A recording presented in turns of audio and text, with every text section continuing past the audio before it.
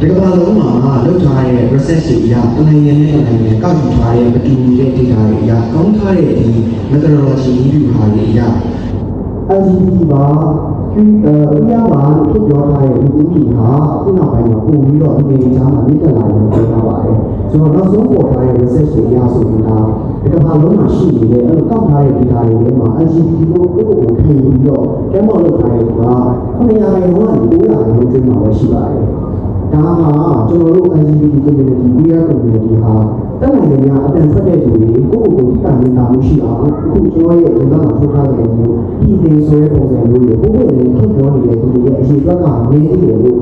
ပေါ်ပြနေတဲ့သဘောတရားမျိုးဖြစ်ပါတယ်ဒီဟာကိုကျွန်တော်တို့ကဒီ pride နဲ့အတွင်းမှာ mental health နဲ့ပူးပေါင်းနေတာဖြစ်တဲ့အတွက်ဒီ pride of 10% ဆိုတဲ့ဟာလေးကိုအဲ့ဒီ symbolic ဖြစ်တဲ့900ရာခိုင်နှုန်း900ရာခိုင်နှုန်း10ရာခိုင်နှုန်းကျွန်းမှာရှိတယ်ဆိုတဲ့ဟာလေးနဲ့အမိဆွဲပြီးတော့ယူထားတာပါကျွန်တော်တို့မြန်မာနိုင်ငံမှာ